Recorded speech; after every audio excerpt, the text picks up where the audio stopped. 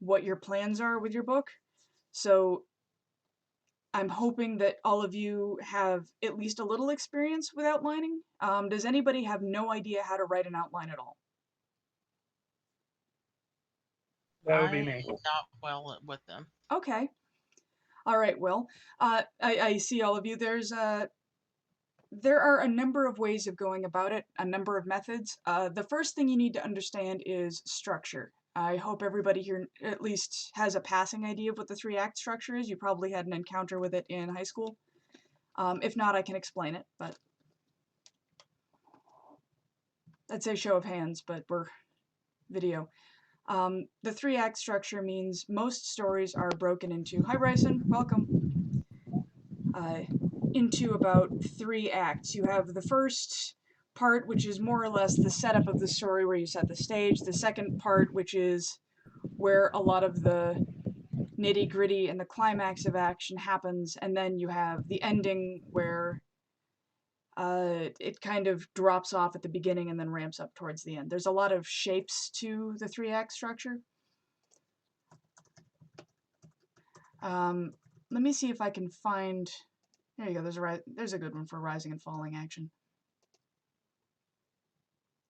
I will share the link in the voice chat companion. In the voice chat companion chat here. If you click on it, it'll make the picture bigger. So those of you who are not familiar with the 3-act structure, that's a really good, quick and dirty explanation of it. Not every book requires every single beat listed there, but the major ones are important. The midpoint, quote-unquote, a big twist. Big twists are overrated. You do not require one for your book. That would be me, and thank you.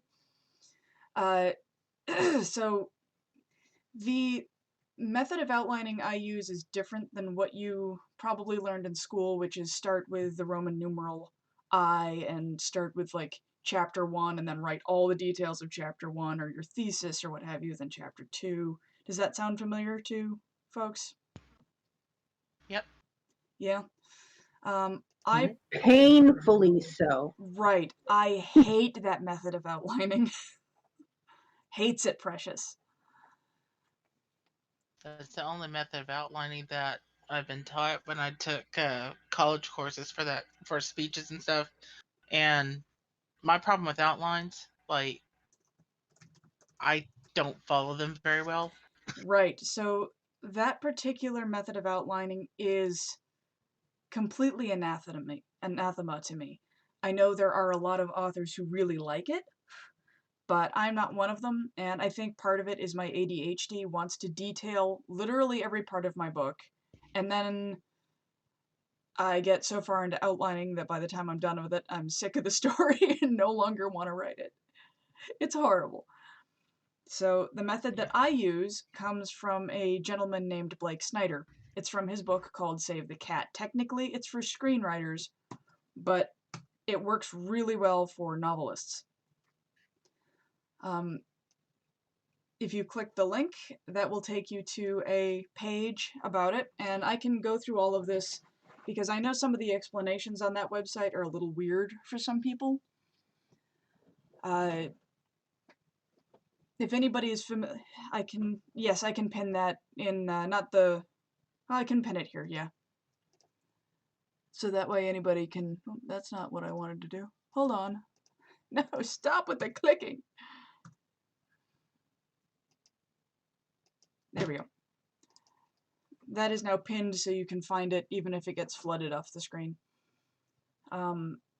So if you look at the page, those of you who are not on your phones, if you're on a phone and are having trouble reading it, I'm going to go through each of these sections. I know Heather has heard me talk about this particular method of outlining ad nauseum and is probably sick of it by now. Does anybody else recognize this method?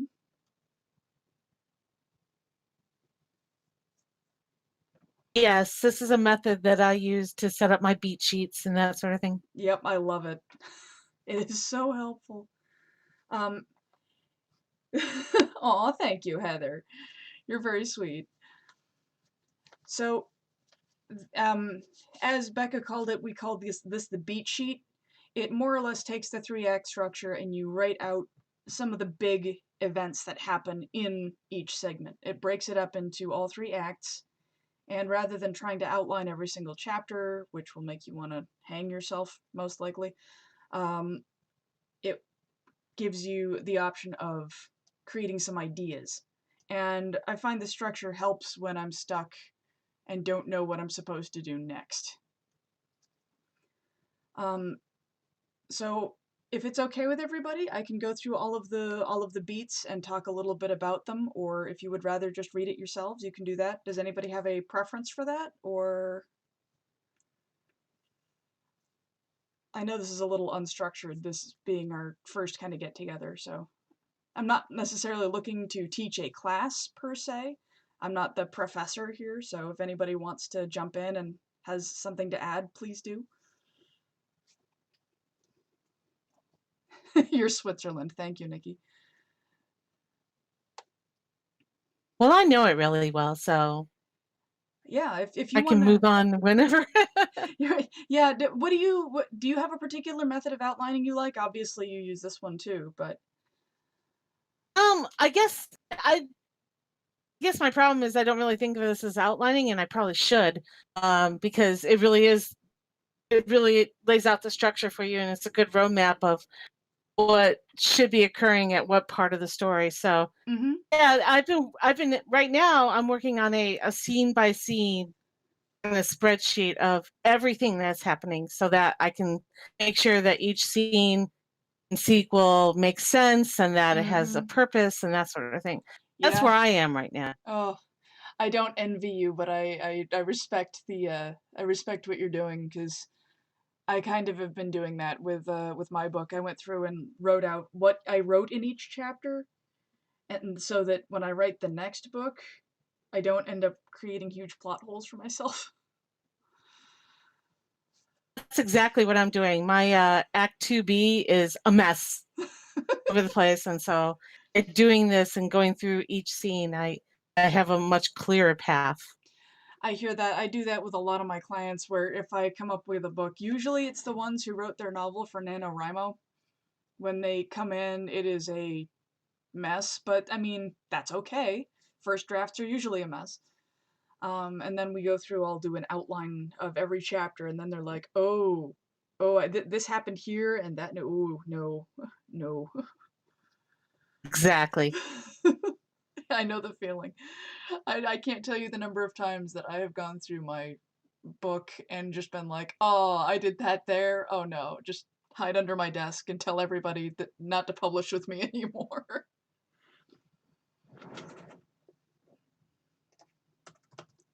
Oh. So, those of you who don't know what the beat sheet is, I'm gonna do just a quick breakdown of it. If anybody wants to jump in and correct me, Becca, since you know this really well, if you have anything that you want to add, if I miss something, please do. So the opening image is the thing that represents the tone of the story. In Harry Potter, it would be them dropping off baby Harry Potter to the Dursleys and talking about how horrible they are. That is a good representation of an opening image. Or we see young Luke Skywalker with Uncle Owen, Aunt Beru. It's what's happening before any of the big events occur. Setup is kind of an expansion of that. So opening image is usually your first chapter. It might even be your first paragraph. It doesn't need to be a long, extended thing. Your setup kind of expands the opening image. It shows what the character's his life is or her life is before the thing. You know what? I'm just saying their life. There we go. Their life is before the thing that drags them into the story happens. Theme stated. Not every book has a theme in a literary sense. Some of them do. some of them don't, and you might not know your theme when you're first writing this, so it's okay to kind of leave that blank for a while until you've figured that out. Catalyst is where the action picks up. It's Luke Skywalker going back and finding Owen and Beru burned to a crisp and needing to flee the planet. Or it's Harry Potter, you're a wizard, Harry. It's that moment. Debate, the character has to decide whether or not they're going to respond to this call of action. If they don't, you'd better have a really good reason for it, because otherwise you won't have a book. Just throwing that one out there. So they could choose not to, but they may get dragged into the situation anyway, whether they want to or not. Nice, Creeds. Book about nothing. Isn't that like Friends? It's a show about nothing. I mean, I guess that had a lot of seasons, so I suppose That was Seinfeld, my love. Oh no! See that tells. We're back to the crawling under the table. Thank you for correcting me. I did not watch the show.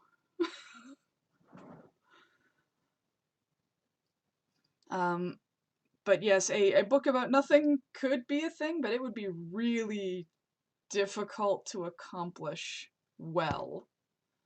Unless you could do a short story collection about nothing, but a novel would be really tough to manage. I made a series of poems that was basically about nothing, and it doesn't work out as a book. Well, poems are different because they don't have to have continuity through an entire thread. So you could publish a book of poetry on just about anything. Hi, Lynn. I see you lighting up over there. Hello, sorry, knocking things on the floor. How dare you? I know. Tragic. You're a cat. Oh yes, it was definitely the cat. There we go. I'm the cat. I completely accept feline involvement as logic. Yes. No, the cat's not in the room. It was the cat's fault. Well, I mean, it's always easiest to blame somebody who's not there to defend themselves. Cannot talk to defend themselves. But even better. So She's after not here. after the debate, you have the beginning of Act 2. Let's see. Yeah, there are shoehorning a twist in is nonsense. Having a quote-unquote twist in a novel isn't a bad thing. There are a lot of places, mystery novels or sudden revelations, that a twist is a really big deal. The fantasy novel I'm writing right now has kind of a twist in it, but it's been set up since the beginning and the reader knows it, just the characters didn't know it yet. So that kind of thing, it's just, don't shoehorn it in there just because the 3-act structure picture I sent says, "What a twist!" in the middle of it. Don't do that. So I guess it also kind of depends on whether or not you view a twist the way I do, because I see them more a lot of the time as like M. Night Shyamalan. Exactly, Ellie. Thank you for getting my reference. Where, oh, he was dead the whole time, which is cool, but audiences are jaded, so you have to be really careful how you use them. If it's not about pretzels, I'm going to be disappointed. Now I want pretzels, and I blame you. Personally. Oh, I want pretzels now too, but Look what has happened to us. There will be pretzels now. They are, and I'm not even sorry. A kingdom of Did someone living say pretzels. food? Yeah. So, thank you, Nikki.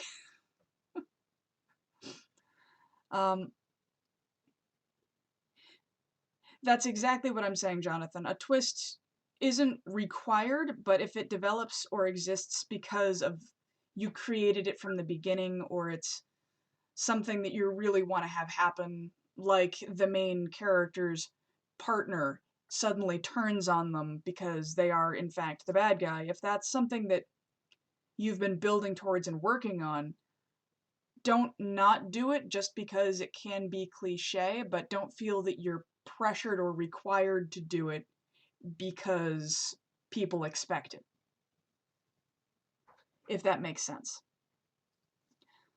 You're gonna hear a little bit of noise. My husband is coming back to sit down. I think he may be joining us. We'll find out. So at that point, after they've had the debate, the deciding whether or not they're gonna get involved in this whole situation, whether they chicken out or not. I haven't heard of that book, Becca. I'm intrigued. Can you tell me about it? Yeah, as soon as I can find my unmute. Yeah, it's Larry Brooks, and he actually has a website. I pulled it up because I just got out of this book, and it's given me a lot of good ideas. He's at storyfix.com. Okay. And the book is it's Larry Brooks, and it is story engineering, and a lot of the book is just the book was probably about 3 times too long, but the information that he does put in there is so good. And he talks about twists. In fact, he talks about Sixth Sense twist, and then he talks about some stories that have had really amazing twists. He kind of thinks the Sixth Sense is just gimmicky, and that's the danger in doing a lot of twists. Is it's just that one big fat gimmick in there for shock value rather than the story having substance to it. That's exactly what I'm talking about with the M. Night Shyamalan style twist, because it makes a I'd say my story writing does have twists, but I don't do it just for the sake of doing it. It's mainly because that I can't get a cohesive thought together. So sometimes people that I want to still live in the story end up dying, and I'm like, oh well, I guess that person's dead now, and then I go from there. well, that's the joy of editing. You can go back and fix that or not. I've heard a lot of authors say that that writers, they don't have any control over their story, which frankly, and I'm going to use some colorful language here, so if that offends you, I'm sorry, but it's bullshit. You might not have planned things. Things can happen Yes, Creets, your virgin ears, everybody run and scream and set me on fire in terror. But the reality is you have complete control of your story. Just because you don't plan every little thing in advance doesn't mean you don't have the end decision in, nah, this is what I'm going to have happen. Your creativity might surprise you, which is not a bad thing, but you ultimately have complete control over your story and your characters. I like not. Well, you know how I role play, so like the way I do that, like I never know exactly how a character's going to come out until you put him or her into a situation, and then, but in my stories I do the same thing. But if I don't like it, like you said, I can go back and say, yeah, well, I like this person, or I really hate that, and then you just go in and correct it. But yeah, well, that's the thing, is you can absolutely go back and edit something. There's nothing saying that what you write the first time around is what has to stay forever.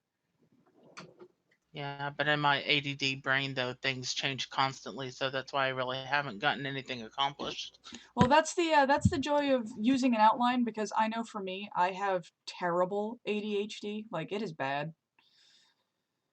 And I think actually, and I don't mean to sell this guy's book or anything, but I think story engineering really gets into why there's a great advantage to using an outline or to setting up a structure like that, even if you're kind of approaching it as a creative writer that you're not real sure where it's going to go. If you have a couple of road marks ahead, benchmarks ahead of you, that really helps you in establishing that creativity and not having to go back in and make major changes later on.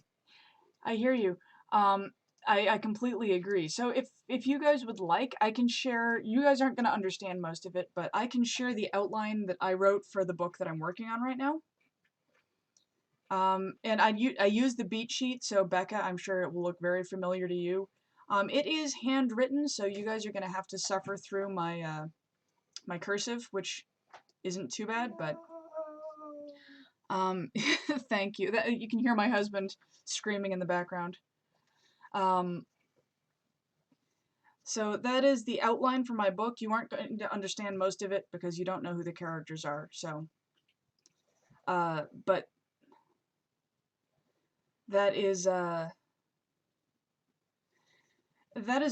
rough example of what my outline process looks like.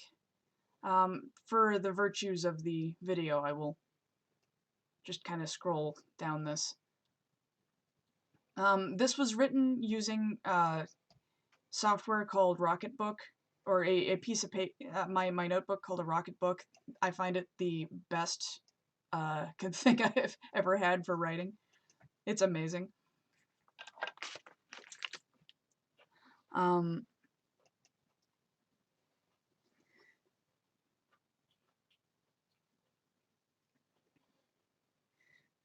I like that, Ellie. That's a really nice way of putting it. A garden still needs digging. That's fantastic. And you don't need to stick to your outline. Your outline is not the be-all, end-all of your book. It's not the, it is not the only thing you can't, you don't have to write it and then say, I'm never straying from this. Everything is going to stay exactly as I have outlined it, because I can't tell you the number of times I've written an outline, gotten partway through and gone, this just is not working for me. I need to change this segment, this element, this thing. Like, that's a thing. However, just the act of writing it cements the story in my head, so that way when I get into actually writing the full thing, I have an idea of where I'm going, which helps a lot. Now, the other theory of writing by the seat of your pants, which is a completely reasonable one, a good friend of mine, Randall, some of the people in this group know him really well. He is of the opinion that so long as you know what the ending is, you do not need an outline, you don't need a whole lot of planning, you just need to understand the structure and the ending, and you can write the whole thing, which is not wrong. But I have found that particularly with the genres I write in, which is mostly I write high fantasy, I've also written some sci-fi type stuff, having the outline I think is really helpful because I tend to write series and it gives me an idea of where I'm going to tie the next book into which. Lynn, can you expound on that problem, the thing you're struggling with? Because I know it can be challenging to accept straying from the outline, but let's dig into that a little bit. Now you got an echo. Yeah, that's my husband's microphone picking me up a little bit. Sorry about that. There's not much I can do. It makes you sound more authoritative. I am the deity of writing. Woo!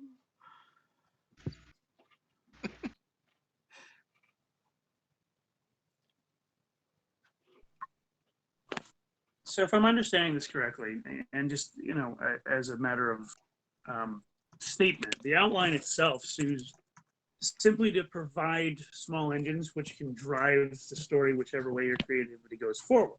Mm-hmm. But it doesn't exist as the foundational aspect, more as it exists to help keep the motivation or the energy of the story flowing in a cohesive manner, allowing you to elaborate as you move. Yeah. By the way, I'm a huge fan of snowflaking. I have not done the Snowflake method, so if you want to talk a little bit about that, that would be a really that might be a really useful thing. I've heard of it, but it's not one I've used.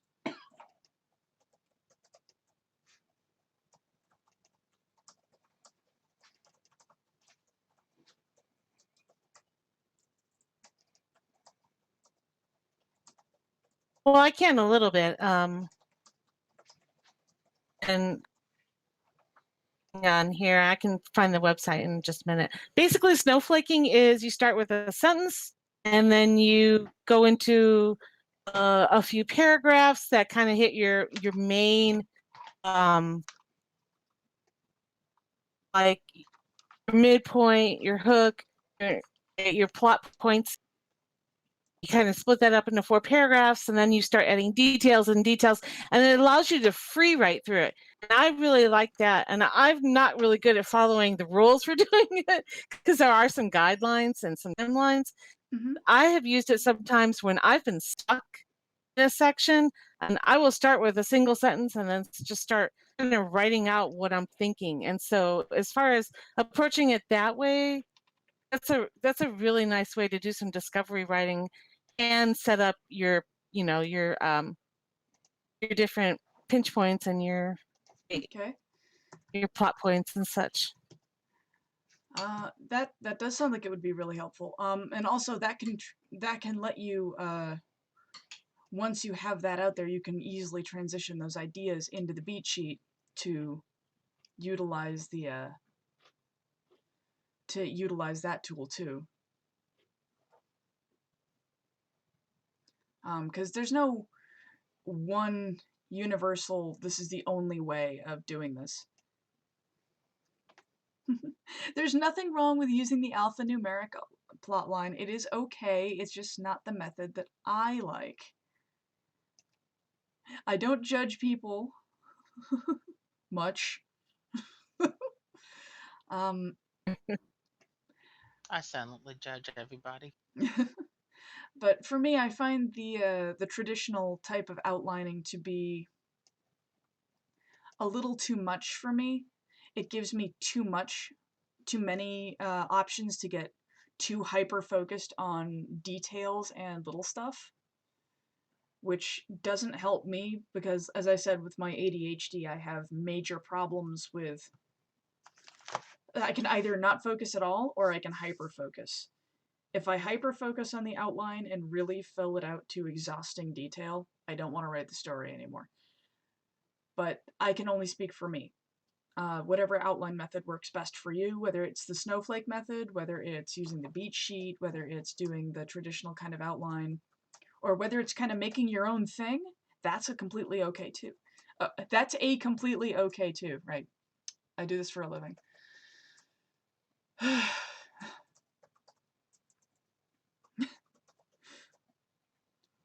um,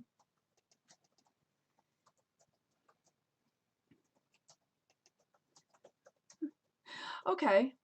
So yeah, you know what I'm talking about, Ellie. Like it's like you've already written the book, so why write the book? Um, and yeah, yeah, players always just destroy your story.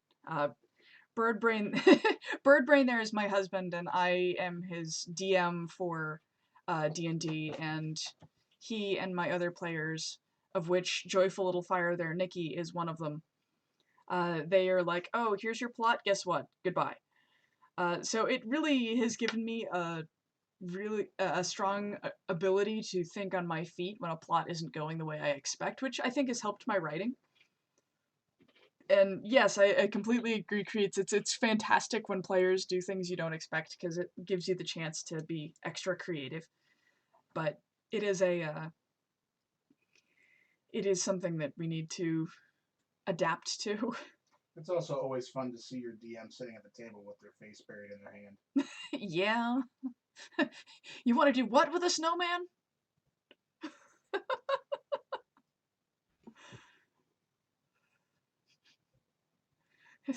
You got a nat 20 on that roll? You routed an army with a snowman. I hate you. True story. Yeah, true story. Which I can get into another time.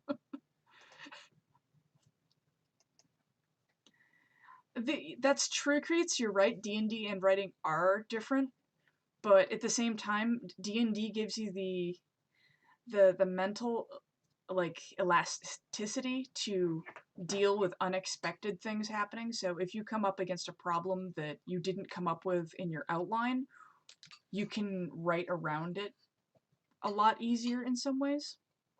At least in my opinion, anyway. That is fantastic, Lynn.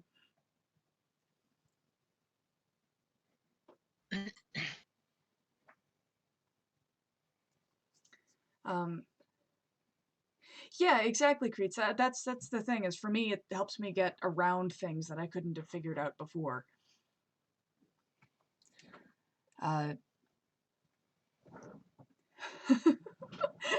Becca, you and I are the same person. I don't have kids yet, but when I do, I'm going to raise them to support my gaming habit too. Oh, I bought these minis for my kids, you see. They're into this game. I have raised two wonderful geeks. It's the best. That's fantastic. It might be, Jonathan. That actually could be a really helpful way of creating some characters and giving you some ideas of strengths and weaknesses. Because that is a thing I see a lot in relatively new writers. They write characters who are all strengths and don't really have weaknesses. So using stat roll generation to make characters might be a fun way of helping you develop some of those ideas. For any of you here who don't play Dungeons and Dragons, I'm not sure how many of you there are, but anybody who doesn't, what we're talking about is you roll a die and then you use that number to determine how good they are at a particular thing. The usual statistics are intelligence, charisma, strength, constitution, dexterity. I think that those are the 5 primaries. Wisdom. Wisdom, thank you. That's the one I'm always lacking. I forget it because I don't have any. I'm all intelligence, no wisdom. So those you could nice, Ellie, I like it. So those are oh no, I do need to hear that story, Creets. I do need to hear that. So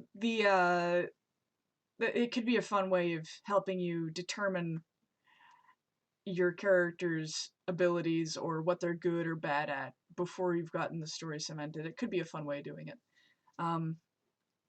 Or just even as a writing exercise, to be able to write around strengths and weaknesses of random characters. That could be a really fun kind of thing to help people learn how to develop characters. And just to cement, to cement the whole geeky game thing, if you look at The Sims and developing characters on that game, there's a big list of strengths and weaknesses that you set up for that character that could also give you good ideas. Yeah, that could work too. Or Skyrim, you're only allowed to be so good at certain things when you're creating characters, or there are any kind of role-playing game. I know that one, Ellie. I know that one well. But there are a lot of different ways to utilize those kinds of systems to help you create characters if you're stuck or just want a fun writing exercise. So back to outlines. We got up to like the halfway point on the beat sheet. The one thing on the beat sheet you'll see if you go back to that, the B story. Not every book I write has a B story. The one I'm working on right now does not have a B story. It is all A all the time. So that one is more optional than not. It's kind of, in my opinion, I haven't read Save the Cat, so I will acknowledge that having not read Save the Cat, I don't know if that is an optional thing or not. But it's not a requirement. It's oftentimes, as it says here in the outline, usually a love interest or something like that. My novel has a character with a love interest, but the love interest hasn't even shown up in that story until much later, so that's a thing. Well, that's the thing, Becca. I don't think there's one. Thanks, Nikki.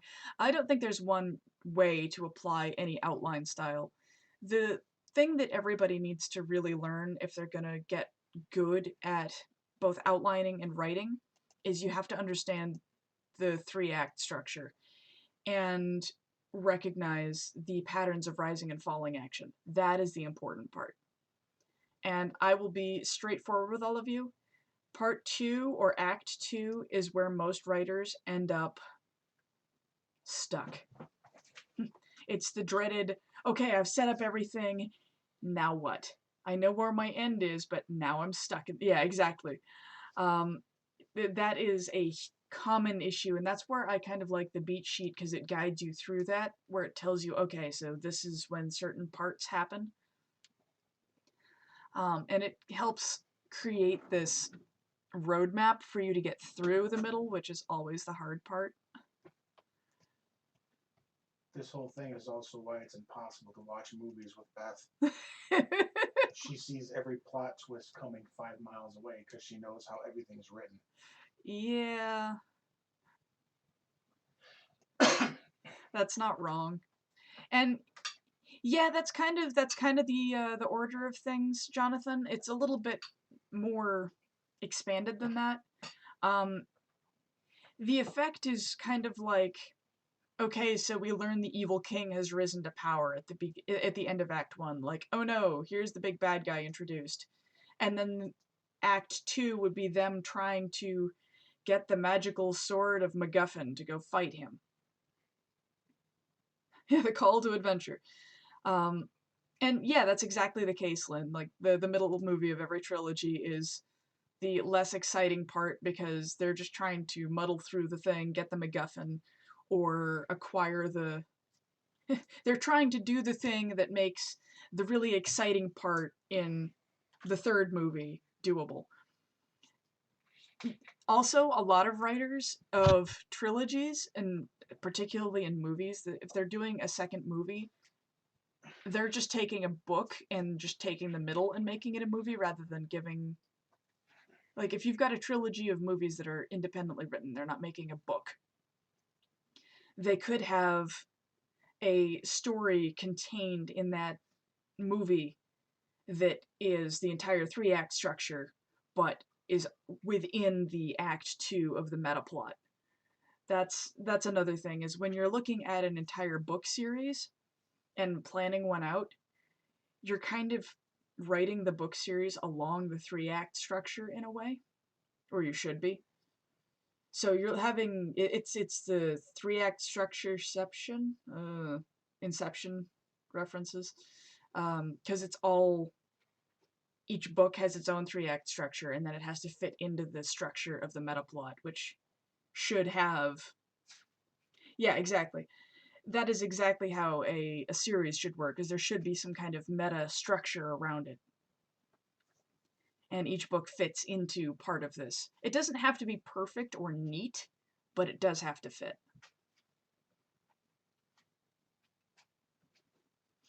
That's kind of how that's how my favorite book series are written too. Like, you can see the seeds of things and have a much bigger meta kind of happening around things, even if you don't know it at the beginning.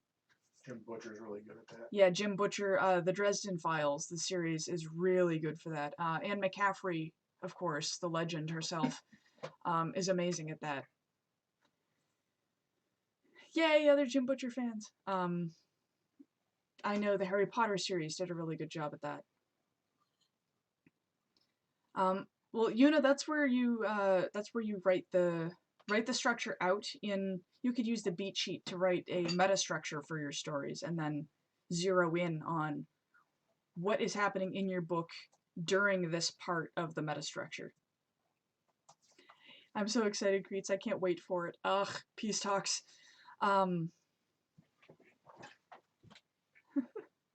Right, that's exactly it. Like, each book is its own story. It's contained.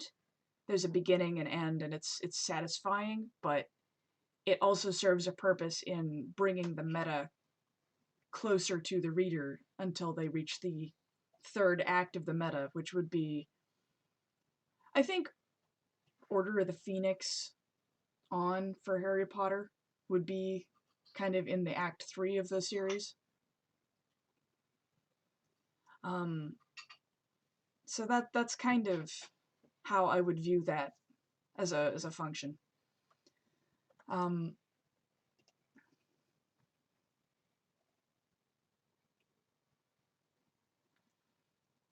Yeah, that is absolutely true. I like I like what you said there, Ellie. Like that's one of the nice things about having the act structure or the beat sheet or some kind of structure you're using to help you push through or figure out if you're stuck somewhere.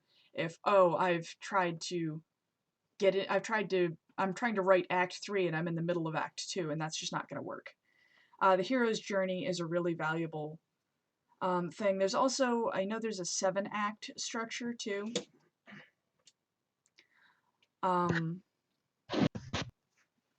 That's out there.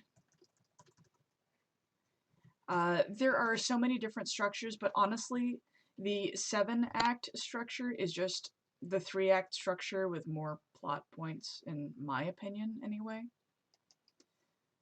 And yet, Wizard of Earthsea is a really, really good example of that.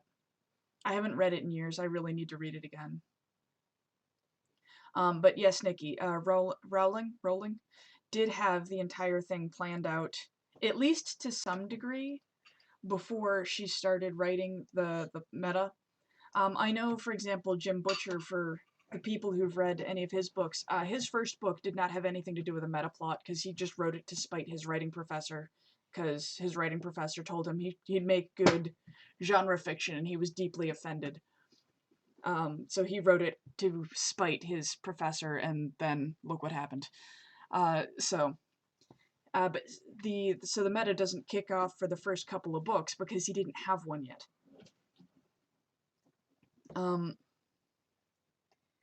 So for those of you who hear me mentioning it, that is the 7-act structure. I find it a little overcomplicated and prefer the 3-act myself. But if you look at the 7-act structure and compare it to the beat sheet, it still contains most of the same rising and falling action points and most of the same parts of the beat sheet, or the general 3-act structure, which is kind of an interesting thing because since the dawn of humanity, you could go back and read the Iliad and the Odyssey, and you could read Beowulf, and it follows similar kinds of structure to modern stories, which is why outlining is so beneficial, because it lets you really get in deep in understanding the 3-act structure. At least in my opinion, which is one of the reasons why I think it's such a valuable tool. Even if, for some people, the outline might just be in their head. You know, you might not write it out. That's another element of it, is you don't necessarily have to write your entire outline, but if you know where you're going and have the idea of roughly how you're going to get there, for some people, for more experienced writers, that can sometimes be enough. I mentioned my friend Randall, that's how he writes. He doesn't write an outline like I do, or like most of us do. He's capable of just getting a couple of plot points in his head, getting an end, and going, which is really impressive. Here's another link to a good 3-act structure image. I like that one.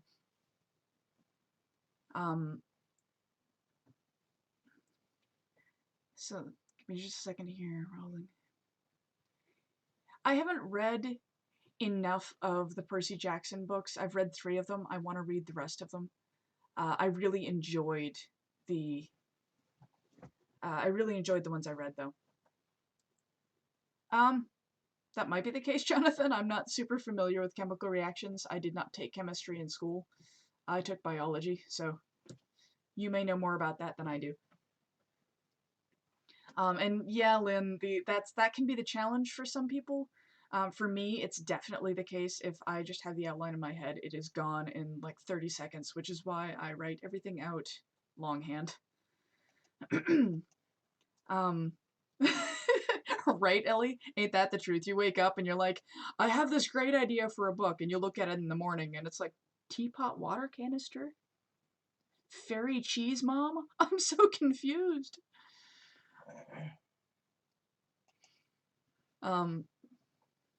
And that's true, Heather, like, and this is, don't, I hope nobody takes offense to this, but romance books and erotica books oftentimes don't have the complexity of plot that, like, say, high fantasy novels do, or detective novels do, because you have to keep track of all. I'm sorry, Heather, I know I hurt your feelings. I love you.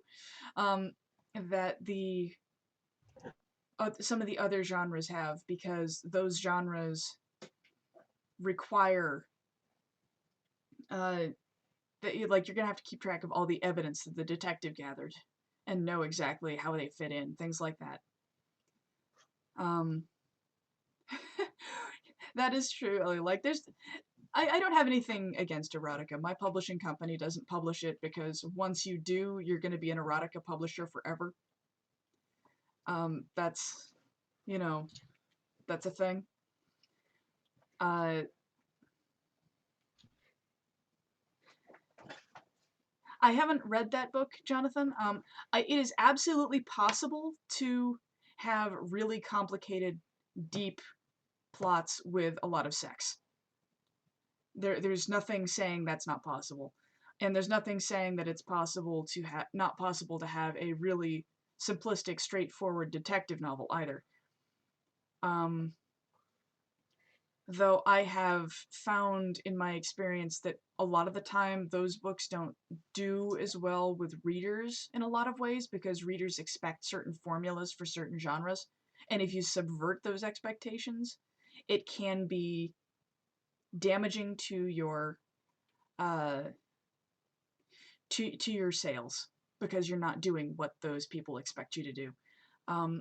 So the beat sheet may be a little bit much for what is going to be a very straightforward erotica novel, where the entire point of the story is just to get everybody naked as often as possible while having a pretend plot.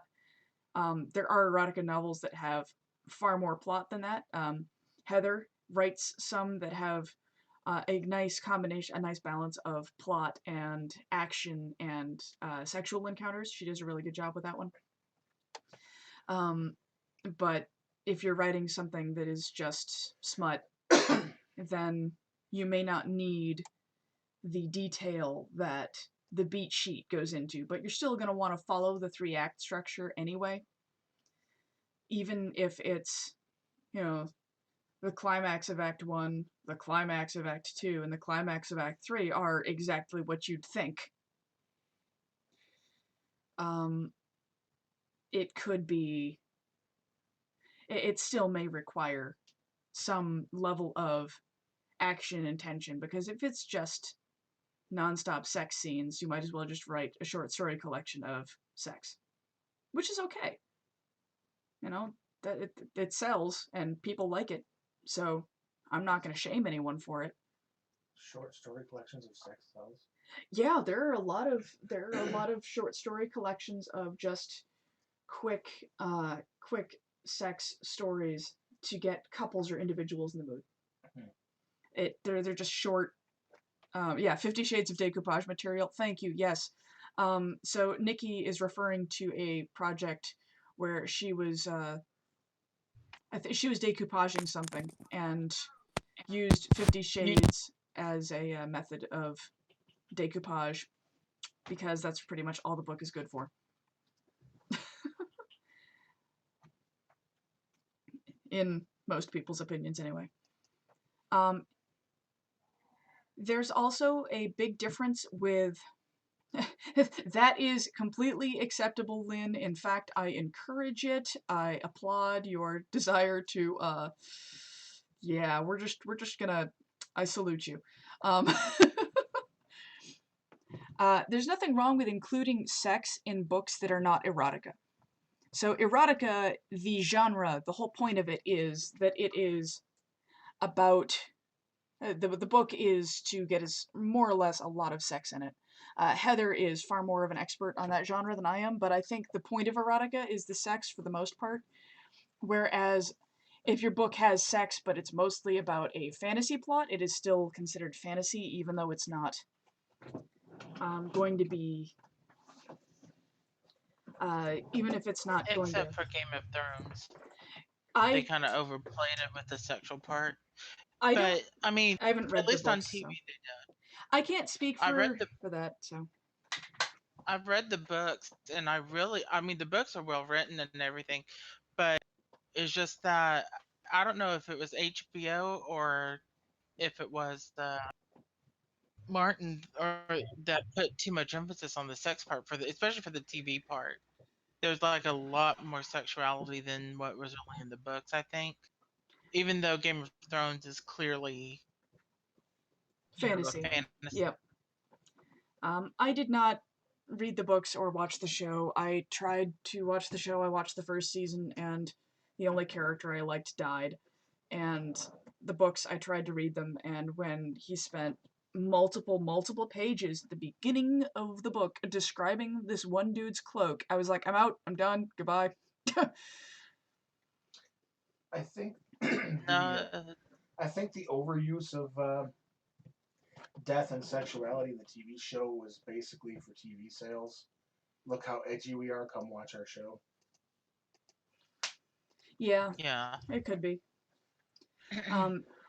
Ellie, so I will completely admit that when I was younger, and still to some extent, I have a deep-seated love for the cheesy bodice ripper romance novels. I love them. They are formulaic. There is a very specific guideline, and honestly, I would say we're not even going to talk about the dinosaur erotica, Jonathan. We're just going to leave that one where it belongs. I'm not going to kink shame it, but I'm not going to address it. They have a formula. And that formula follows the 3-act structure, but the formula is a little bit different than using the straight beat sheet 3-act structure or what have you, because they're expected at certain points the couple has to have a blowout relationship ending fight, typically, at some point in the book, where they both go their separate ways and think about each other and long for each other, and then they have angry makeup sex. That is a really common thing in the bodice rippers. And yeah, it's usually about Celts or pirates. Pirates is a big one. So it's a really each genre has kind of its own expectations for each genre has kind of its own expectations of the 3-act structure. So regardless of what genre you're writing, Yuna, if it's the erotica, it's not the arms that matter. All right, we're just gonna leave it there. It's not the arms that matter. Well, yeah. Okay. So, there you go. Becca found one. Sweet. Thank you very much. So fantasy has certain expectations for MacGuffins and the way things develop. Sci-fi does. Each of those has its own plan and its own unique aspects of it. Young adult has certain things that because they're dealing young adult stories, a lot of them deal with coming of age sort of problems. So boyfriends, overbearing parents, things like, or parents who have divorces or things like that. The Percy Jackson series deals with some of that. In fact, it deals with a lot of that. Harry Potter deals with a lot of that. So it's kind of it's kind of making sure that you know your genre really well, but the structure, more or less, the 3-act portion of it, whether you're using 3-act, 7-act, beat sheet, Snowflake, you're gonna find all of those methods still are gonna have bearing on your plot, or they should. I'm kind of wandering around in the weeds here. Does anybody else have anything they want to add to that? And yeah, of course, I like vampires too. Lots of people like vampires. Rawr. Hey, vampires can be sexy. I mean, I'm going to just make the joke, vampires suck, but that's beside the point. Vampire No, I dinosaur mean, erotica, Ellie? I don't know. Why are you like this? if you've ever seen Queen of the Damned, I mean, they make vampires like really sexy. They really do. Anne Rice did for a long time before things went sideways with her. Her writing got real weird. Also, I don't know. Like, dinosaurs might be able to turn into vampires. I don't see why they couldn't turn into vampires. Well, I have a very, very strict theory on animals and/or dinosaurs becoming vampires. Like, it's just not happening. Oh my goodness. And besides, who wants to have a like velociraptor chasing you? Oh my gosh, the Bunnicula. Well, this is our lives now, I guess. Heather, no. Oh my gosh. Right then.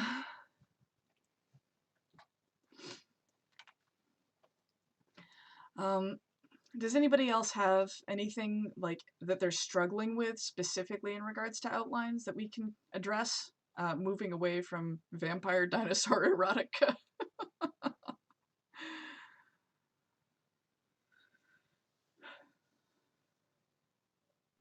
So outline wise, Yeah. I mean, just how much detail do you really think is necessary going into the initial part of an outline? Like, for instance, you mentioned earlier, and it's something I struggle with as well, that sometimes my ADD causes me to hyper focus on things that may or may not prove to be relevant on down the line. Yeah, that's a that's a thing. That's why I like the I do beat sheet. that constantly. Yeah, that's why the beat sheet works so well for me. It gives you the opening image. What's the first thing you see in the book? Is it, Harry Potter getting dropped off to the Dursleys? It's just going to be a sentence or a couple of sentences based on that. If you open the outline of my book that I put in here, you'll see about how long it is. So my opening image is Fergal's murder and Archimedes running from Ashby. It's not, you don't know who those characters are, and until we start workshopping like chapters and stuff, you're gonna have no idea. But it's okay, this is where my book is starting. I'll put this over here so the person who's gonna be watching this recording later, anybody who wants to watch this recording later can see it. Oh my gosh, guys, that chat. I'm just gonna leave this here for a second so that we can all appreciate that. Anyway, so the setup. It's Thomas pursues Archimedes after his run from Ashby, finding him in the castle ruin. Reluctantly, Archimedes accepts his help in hunting down the guy who killed Fergal, who's his friend. So each of these points here is 1 to 2 sentences long. And I think that's about all you should allow yourself for each one of the segments is 1 to 2 sentences. And I'm not talking Victorian sentences that go on for 200-300 words. So that's about as much detail as you want to get into in that. There's nothing wrong with the Victorian, well, okay, there's a lot wrong with the Victorian sentences, what am I saying? But I will tell you though, the Victorians had a completely different view of the function of the comma than we do now. Back then, the comma was just a breath mark. Today, it means something different. The function of the punctuation has changed, which is one of the reasons why Victorian novels anger me so much, because I see the commas being used weirdly and it just upsets me. I have a bad habit of forgetting my commas, so my writing looks like a bunch of run-on sentences. Yeah, we can have a conversation about punctuation another time, but punctuation is weird and dicey. Thank you, Nikki. Yeah. Pro Writing Aid is a good one. I use Smart Edit and Perfect It. Those are my two. Those are my two go-tos. Spell check is my best friend. Spell check is helpful, but the two that I mentioned are more in-depth pieces of software. I can do a talk on those another time if anybody's interested. Yeah, we'll have to talk about that later because anything that can help me, like especially with punctuation and or grammar, stuff like that. Yeah. Creates, I don't know that there are any methods of outlining that are complete garbage. I would say the method of outlining that is complete garbage is the one that doesn't work for you. If you, like, I don't think I can wrap my head around the Snowflake method super well. It doesn't click for me, but it clicks. Becca mentioned that she finds it really helpful, so it works for her.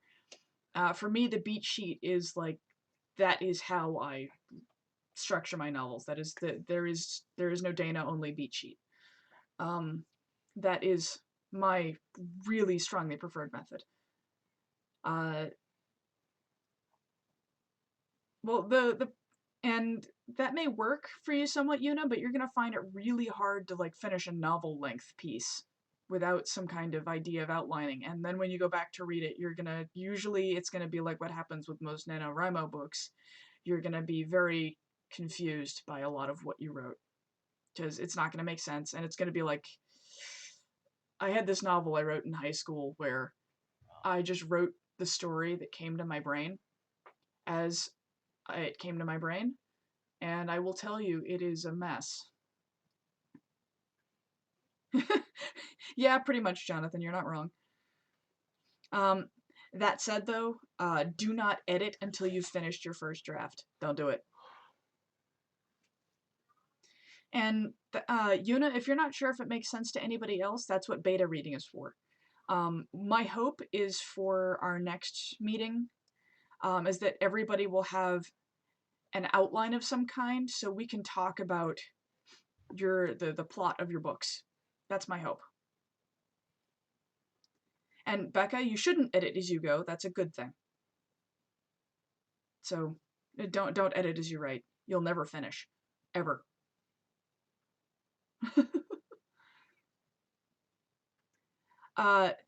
So anybody who doesn't know what NaNoWriMo is, I'll write it in the chat. That's what it means. It stands for National Novel Writing Month. It is a group event that happens in November where you sprint to write 50,000 words in that month. I know people who really don't like it. My husband is one of them. I don't find it usually produces good books, but it definitely gets people to get off their butts and actually write. And sometimes it... NaNoWriMo. I like it. It gets butts and shares and words on page. That's exactly it. Becca did phrase that really well. However, once you're done with the sprint to the 50,000 word mark, you're gonna need to go back and do a lot of editing because the speed at which you're writing means you're not focused on quality a lot of the time. Ellie, I love it. Yeah, that is an apt expression for what NaNoWriMo usually produces. I've edited multiple NaNoWriMo books, and all of them are catastrophes if the author hasn't gone back and done a lot of work. Mine included, by the way. I've done NaNoWriMo before, and it was interesting. I don't like NaNoWriMo because I understand that it's good that it gets some people to buckle down and actually start writing, but I've seen too many people put such massively undue pressure on themselves in that month to try and get it done, up to and including to the detriment of important things like shopping, laundry, eating, things like that. I've got to get my words today. I've got to get my words today. And then there's no preparation. People just sit and start writing. A lot of it becomes stream of consciousness because they're just trying to get the word count. It becomes all about the numbers and not about quality writing. And hey, look, I wrote an entire novel in a month when it's done, but often it's horrible and you're exhausted from it. So I think it's a good idea to get like have a month dedicated to writing, but this whole thing about finishing an entire novel in a month, I think people use it incorrectly and overpressure themselves. So at the very least, I think people should have, say, like October be a NaNoWrimo, which would be a month of preparation. So through October, you could do your outlining, your character development, and all the preparation you need. Then try to write. At least you won't be walking into it blind. Mm-hmm. And also, the big problem I have with Nano is that you have the primo. You should also have a postmo of like 2 more months. You shouldn't come away from your 50,000 word marathon thinking I've written a novel and think you actually have something done. Mm-hmm. It's probably it's a hot steaming mess that you really need to spend time with, even if you've planned well and you've outlined and you know where you're going and you've been disciplined about doing it that way. At the end, you're going to have a whole lot of messiness. And it's funny that you say, Elizabeth, that you've edited those things. It's like, really? Somebody gave their NaNoWrimo novel to an editor after it was not it's not what you do with it. You have to go in and finish it because it's not done. You just have 50,000 words on a piece of paper. You're exactly correct. And yes, I have had people who are inexperienced writers, like their first foray was like, oh, I'm going to do Nano this year because I'm going to try it.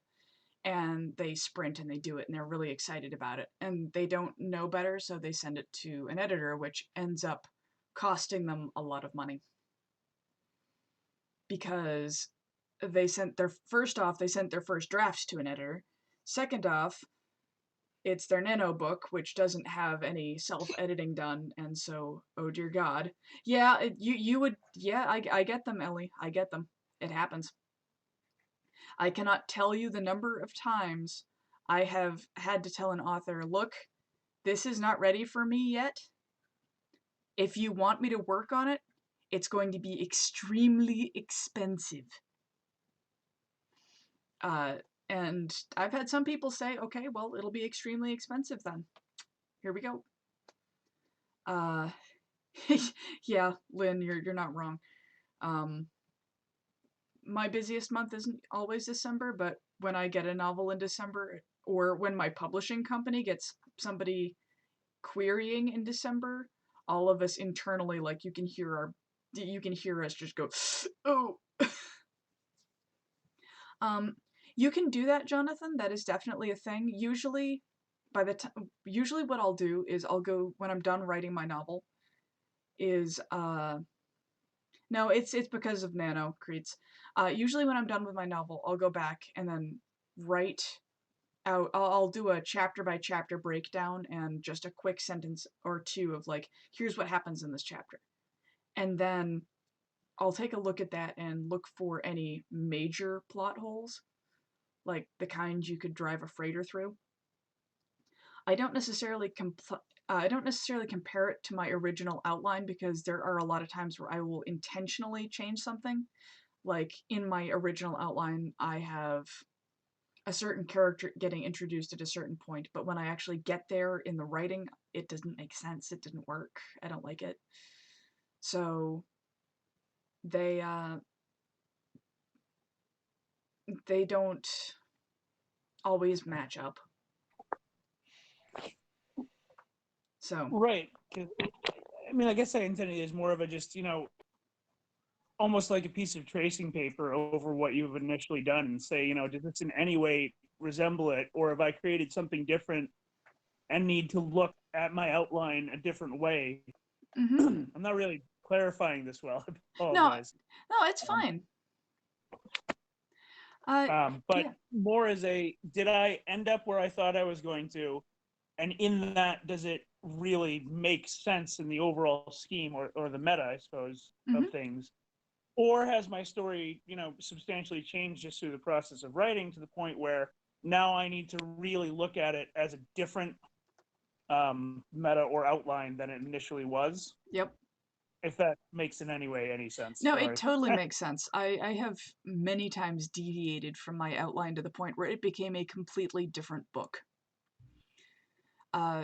So I have a novel that I was working on that it's currently in timeout.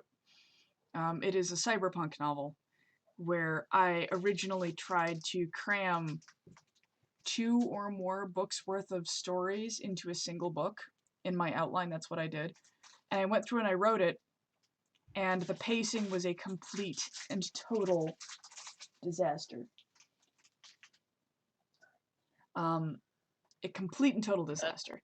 I have to worry about too with my stories is that I do try to cram, Yep. and I'm still working on that right now. Like trying to space out like what exactly do I need to say right now, especially as far as like a beginning part of a story. What do you need to know going into this right now, and then what can wait maybe until later, either in the book or even if not another story altogether. Right. That's what I had to do with this one. Is I went back and I looked at it a couple of times and I was like, oh no, oh no, what did I do? This is Yeah. not good. This did not go well. I have made terrible mistakes.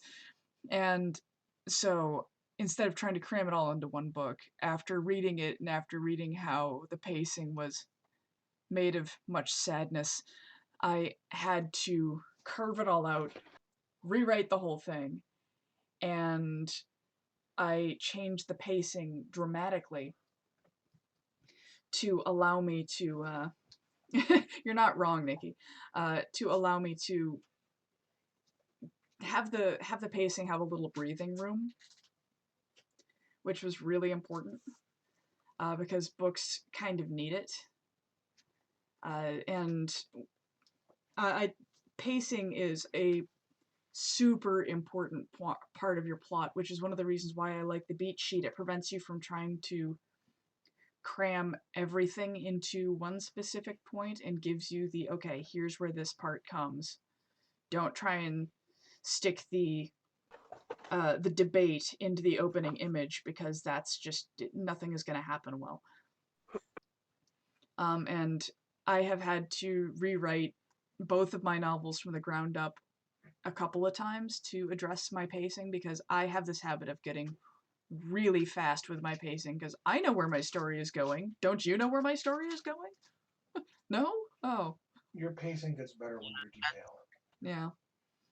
That's a big problem for me too is pacing because in my head I'm like so far ahead from what I'm actually writing, and so I always end up maybe explaining something that hasn't quite happened just yet, so I have to go back and completely redo it. Because if I don't, then people can be like, "Well, what just happened?" And I'm like, "Well, forget the time loops. Things happen." Yep. Right. It's pacing is it's a challenge. And I find having an outline and having that structure helps me immeasurably with my pacing. And yes, my pacing does get better when I start adding details rather than just writing straightforward without describing anything. So that's a thing. Um, Contrary to what my friend, so I've mentioned him a couple of times. Those of you who don't know him, my friend Randall is an expert writer. He's worked for Disney. He is a really phenomenal writer. But he and I have differing views on a few points, and this is one of them. I think certain genres, for example, fantasy, having good quality and rich description is really important for fantasy and for science fiction and for some of the other genres. Whereas he is of the opinion, no, just keep going. Don't describe things. Just keep going. You don't need to describe anything. Just move. And for the genres he works in, it's okay. For the genres I work in, it is not. And I spent a really long time kind of cultivating that no description, no thinking, no nothing, just zoom, zoom, zoom. It's snowing. Yeah, I know it's snowing. It's sunny and snowing at the same time. It's New England. I've stopped asking questions. Sounds like Texas. Yeah. Sorta. Um, yeah, that's the thing, Heather. Is like some genres really need that extra description. Other genres, he mostly works in literary fiction, I think. And you don't need a lot of description in literary fiction, in at least not the same kind of description, unless it's symbolic somehow. And that is kind of contrary to some other genres where physical descriptions of the characters or of the locations might be really important. Right, like his genres, what he writes, he doesn't need that. And I respect that hugely. He does not need to have description to add to his story, but he's not writing in fantastical worlds where characters have wings or are ogres or are whatever, and people may not know how you envision that stuff in your brain. So the genre really kind of necessitates how much and what kind of description you add in. Yeah, historical fiction needs it too. Particularly if you're writing historical fiction for people who are not history experts. Because your average person isn't necessarily going to know what a queese looks like, or know what a gambeson is if you don't describe it. And if you don't describe it at all, it might take them out of the moment because they're now going to Google what that thing is, and no longer, up to their eyeballs in your book. So, that's definitely a thing. Yeah, you're correct, Becca, and I agree with the whole, concept of description versus not description being a genre thing.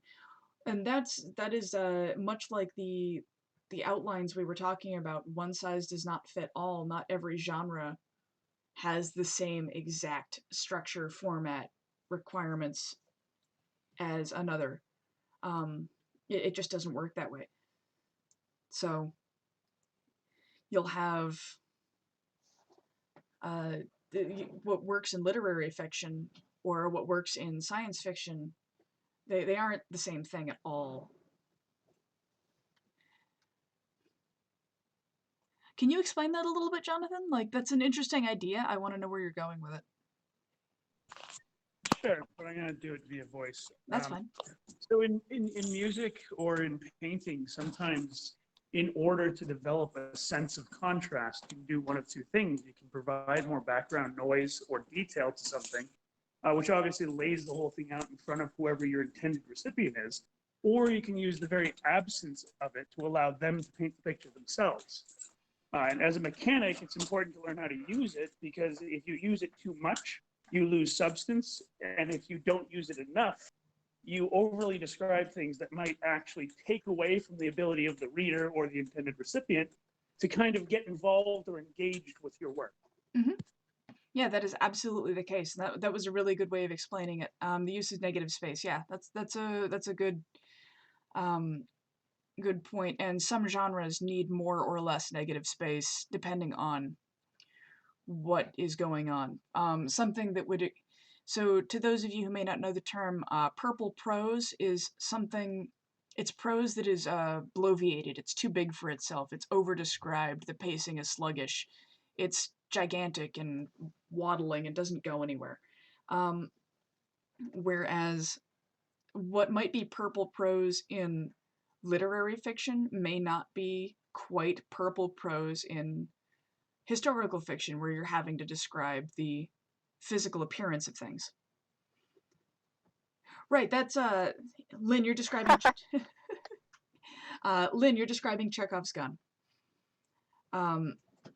If in a mystery, and in my opinion, I think bloviated is a really good word. If you're spending a bunch of time describing something, regardless of the genre, if you're spending a lot of time on it, it had better be important. Whether it's important as in the door had better be the murder weapon, which if it's in a mystery, if it's not the murder weapon, I'm going to be very disappointed. No problem, Jonathan. Or whether it's a really interesting door, but the door is somehow important, like it's going to come back later, or the pictures on it are symbolic of some kind of prophecy the main character is going to have to figure out later, something like that. That door had better be important somehow. Though in fantasy, you can have a whole lot more description with things being a little bit more fluffy, since you're describing a world nobody's ever seen in a lot of ways. So you have to have a lot more of that kind of richness to it.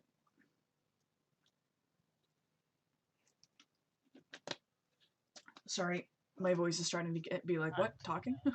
We don't do that no more. Sometimes I tend to over detail on some things that could probably wait until later on to be described concerning maybe clothing and or uh, certain surroundings, like even surrounding, like if you're in a new surrounding and you want to describe a building specifically, that's kind of where I get caught up on my descriptions, is because I'm like, maybe the character has seen a certain part of the building, but they don't see all in my mind. I'm like, well, let's put every detail about this building in there, just so that in the future, when the character comes up to maybe another part of the building that you have to describe, and you're like, well, I have no description because everything's all thrown into the first part. That sounds more like a point of view issue. Depending on the point of view you're using, whether it's first person, third person limited, those are the two most common. Third person omniscient is its own creature, so that's for another discussion. But if you're working in first person or third person limited, you only describe what the character sees. If your character doesn't see it or know it or perceive it somehow, it isn't there. So if your character cannot see the entire building or doesn't know what's in the entire building, like if it's a building they know well, I could describe every inch of my house, then you can describe it that way if you feel it's important or helpful to. But if your character doesn't know every inch of that building, don't describe it that way. And a lot of the time, the details aren't super important. So if I was to describe my house, for example, I would say it is a white, rambling, 13-room colonial farmhouse, if I were to string all the adjectives together. That's about all the description you need of my house, not counting every single room.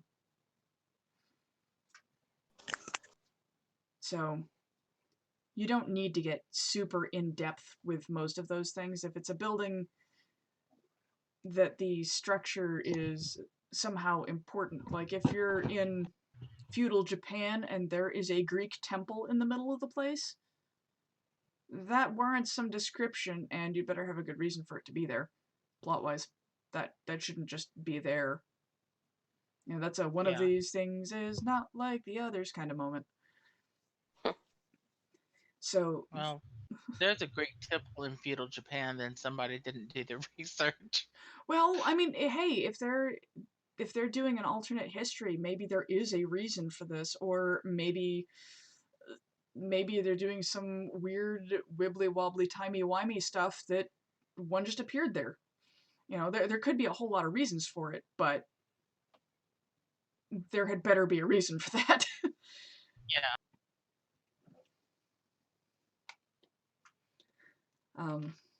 Yeah,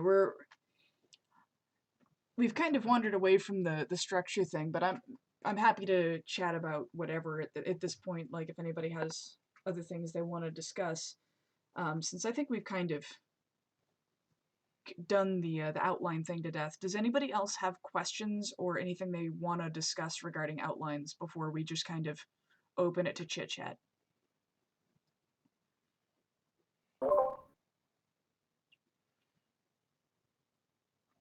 I had a problem in trying to start there. I can put my ideas.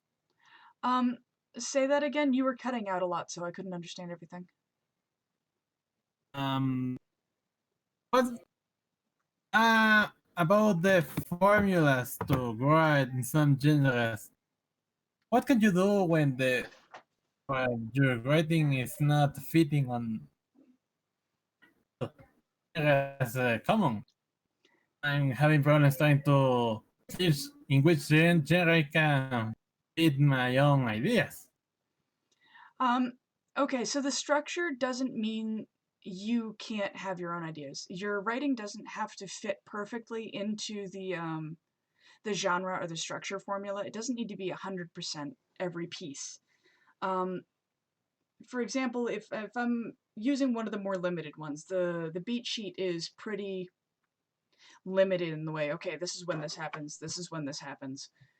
It's, think of it like a roadmap on a cross-country trip. You might find that there's construction on one highway, so you need to change to a different one. Or you might say, you know what, instead of going to this destination, I want to go to this one and check this place out instead.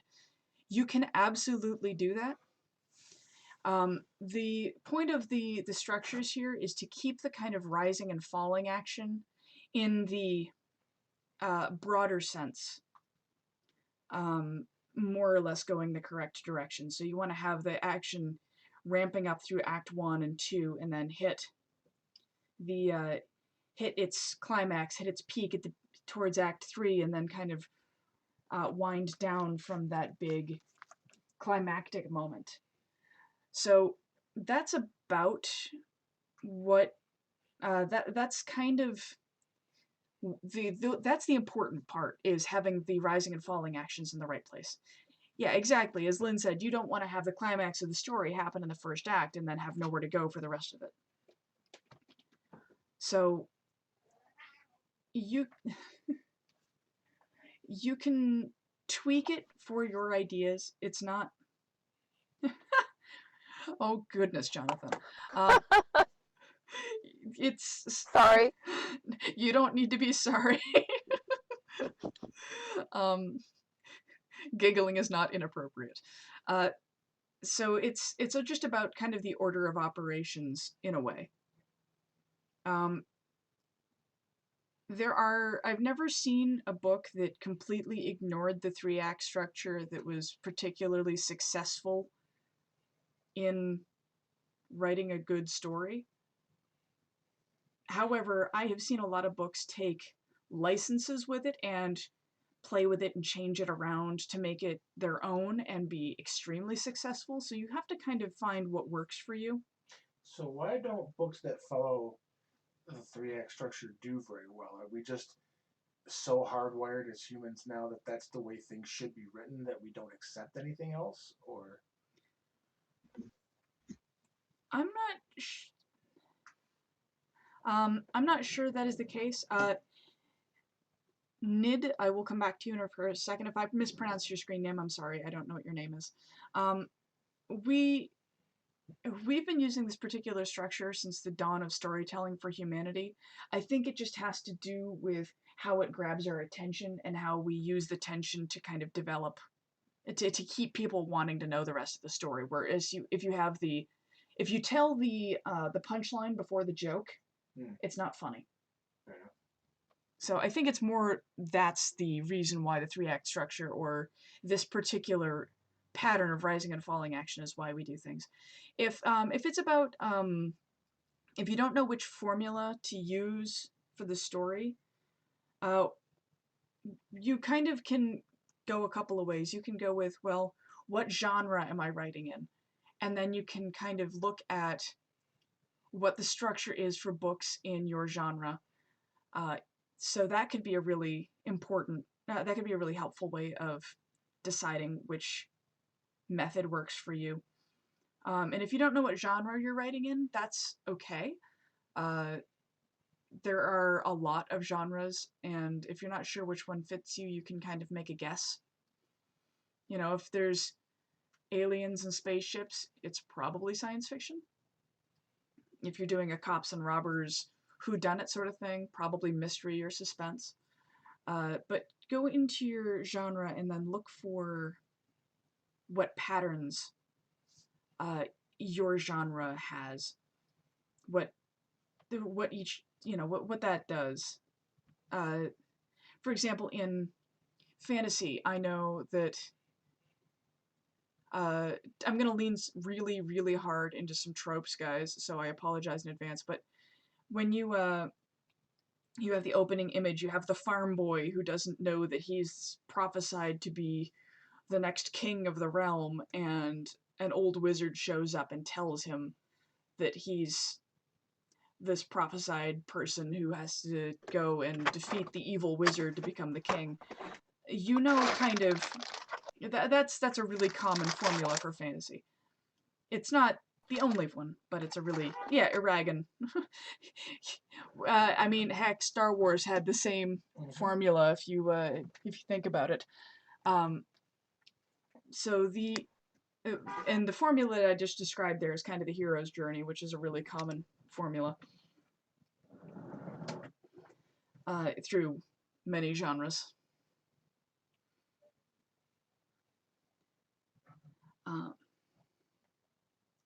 False documentary, that would be... So you're thinking kind of like District 9?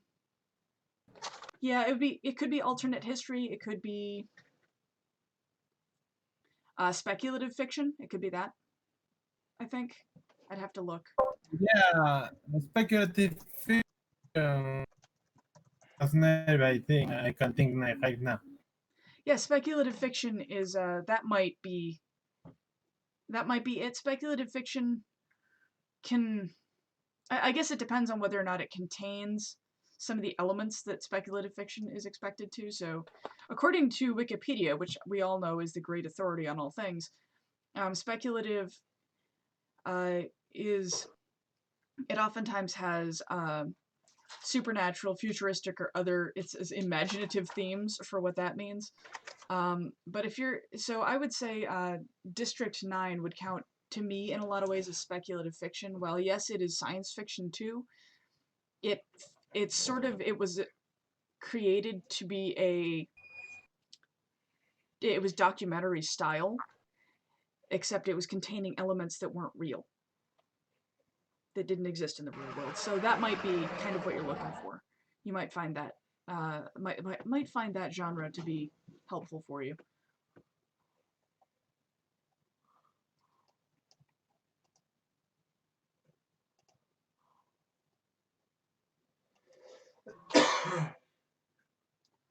I think Cloverfield falls into that as well. Lemony Snicket, I think technically the series of unfortunate events is that's young adult. Though I do like the way they use those words.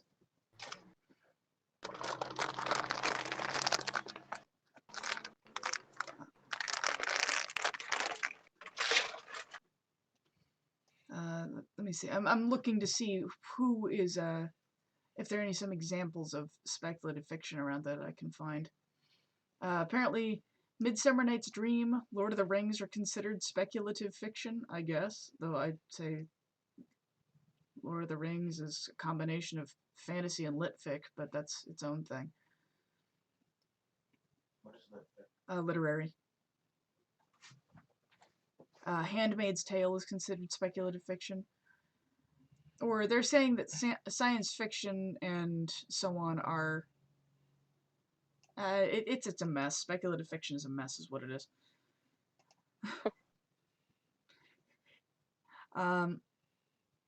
Yeah, The Little Prince might be... The Little Prince is a really good example for that.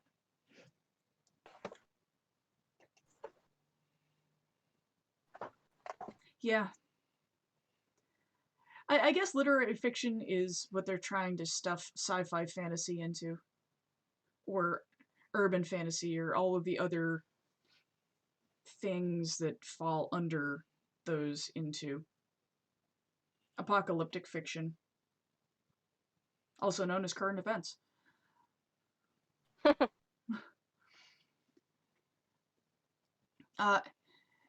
John, urban fantasy is modern world, modern technology, fantasy elements like spell casting and magic. If Harry Potter were adult, if all of the characters were adults, it wouldn't be young adult anymore. It would be urban fantasy because it is written in the urban world. There's Dresden Files is urban fantasy. There's a whole lot of books. Yeah, Final Fantasy would be speculative fiction technically, yes. Handmaid's Tale is definitely dystopian. The genres can get really wibbly, let's be honest. There's a lot of, much like with video games and movies, there are so many things that cross over the lines of multiple genres that just sticking them in one is difficult. Yeah, vampires are usually urban fantasy unless they're set in historical time periods, in which case it could be who knows what.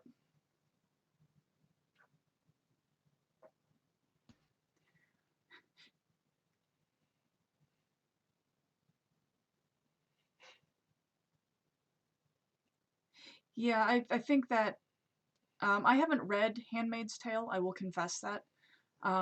But what you described there is closer to what he was looking for as far as what genre, what to kind of call his story. It kind of depends on what elements are in your story too. If you have magic, it might be one thing. If it's science fiction elements, it might be another. If it's time travel, it might be a third. If you're writing a false documentary kind of novel, but it is set in the modern world using no magic or anything, it's just covering events that haven't happened at all.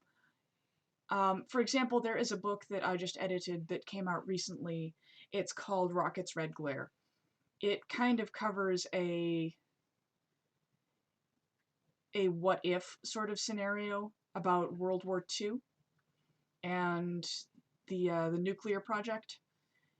And there's nothing outside the realm of what could feasibly happen in the world, but it didn't actually occur that way.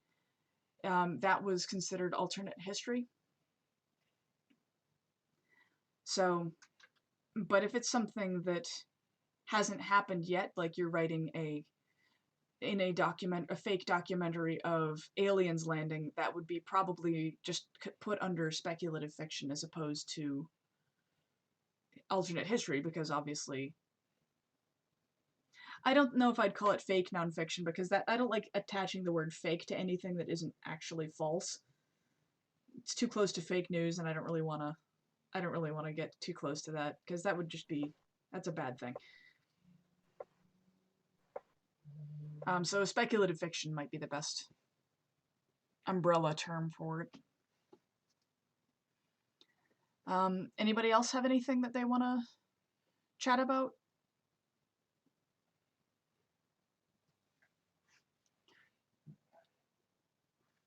Let's not. I'm going to remove that. We are not doing political commentary that is going to be party specific in this group, because it could end up upsetting people, and that is not. That isn't something we're going to be doing. Regardless of people's opinions, I'm just avoiding that landmine.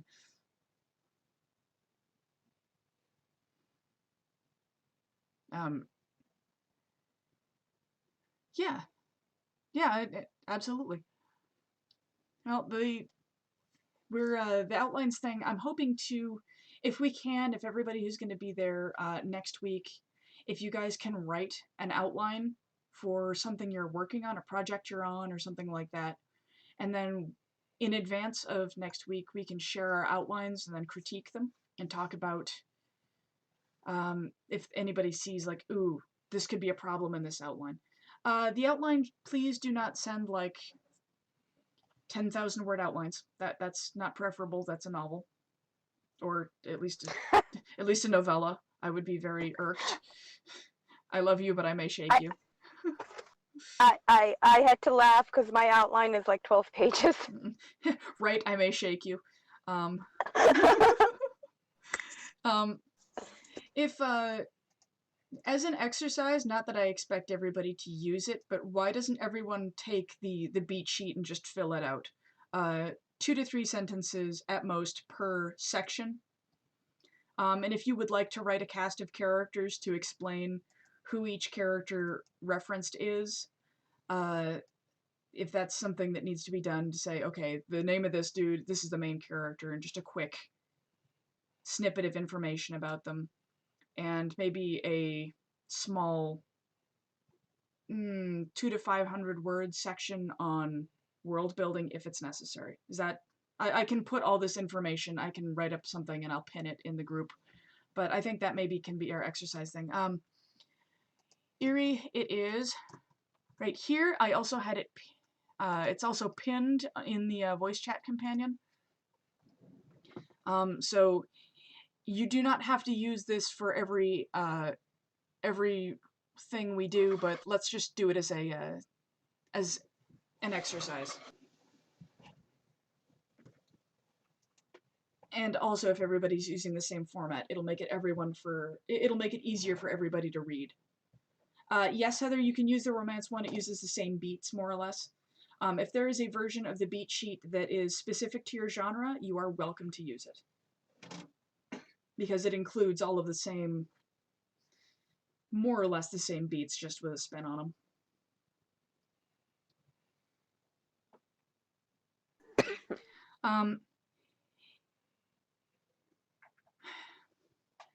So I guess it depends, Elliot, depends on whether or not the chase scene is adding anything, though I will admit that at this point it's kind of become a cliche of some genres, like action. It's really it's a cliche. It's not a bad thing, but it may not work. Like if you start a romance novel with a chase scene, it may be a cause for some raised eyebrows. But I'm not going to say that there's any particular type of scene or thing that doesn't work and can never work and can't be used, because it can. It just may need to be done with caution. Yeah, it may be a pacing issue. It might be a whole lot of things. I think it may be the pacing that you're kind of feeling is weird, Ellie. It might be because if the a twist, if it's a chase scene, if you're dropping somebody in media ray and it's a chase scene and you don't stop and say, like, it's not like those cheesy, let's go with like 80s movies where you pause, it pauses and said, now, to tell you all how I got into this situation, let's go back 3 days. And then they go back and give you this huge exposition, and then they pick up the chase scene again. Oh, shoot me. Like, it works in cheesy 80s movies, but after that, let's not do that thing.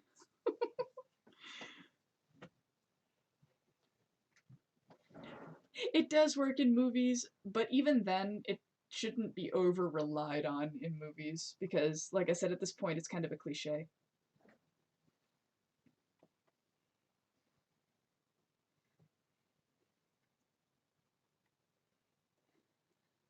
All right, well, if nobody has anything else they want to go over, or any other questions they want to ask, we can pop over to the general chat and keep chit-chatting about nothing and everything. I want to thank everybody for coming. Oh, Will has a question. Let's see. You can absolutely do an outline for a short story. That said, it's not as necessary for short stories as it is for novel-length books. So you may find outlining a short story to be too much, unless it's going to be a hideously complicated short story, in which case you might want to make it longer. And I agree, we should definitely do this again soon. I want to thank everybody for coming. It was really nice to talk to everybody. My hope is to do this maybe about outline future sessions. Yes, my plan is to maybe do this once a week. If we can, I'm gonna make a poll on the Facebook group to throw some dates around and see what works best for everybody. I'm okay with next Saturday. I've got nothing happening next Saturday evening if we want to just do it then. or if another day works better, but we can do that via text and via polls and stuff and find what works. But my hope is once a week or so to put something together, even if it's just something informal where we can all groan and complain about the fact that we have writer's block. That's okay too.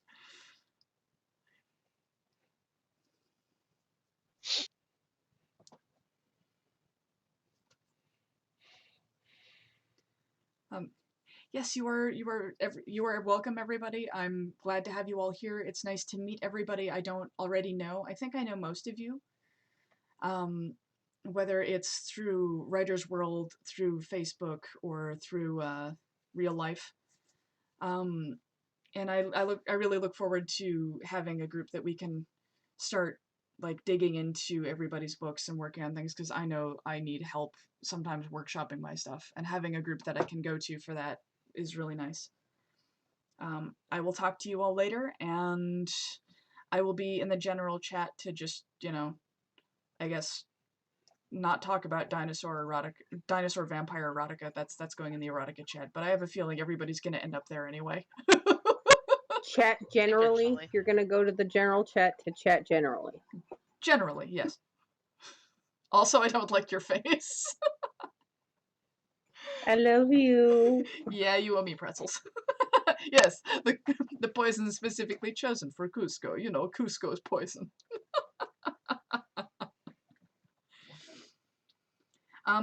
Lynn, if you look down from the workshop voice chat and you see off topic, you can just click general and that will take you into the general chat. Oh no.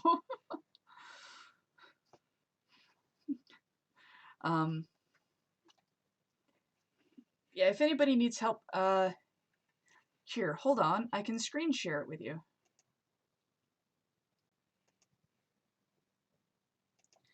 All right, if you look, you can click on where it says I'm showing live. And if you scroll down, I'm using my computer, so it may look different on the phone. You'll see off-topic general.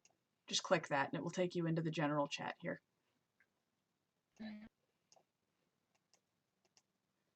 Okay. Alrighty, so if anyone wants to chit-chat writing stuff or just random nonsense, I'll be around. Have a great night, everyone. Thank you so much for coming. Bye. Bye. Bye. Bye-bye. Bye. Bye. Bye. Bye-bye. Get out. We have to get to the chopper. We must get out of here.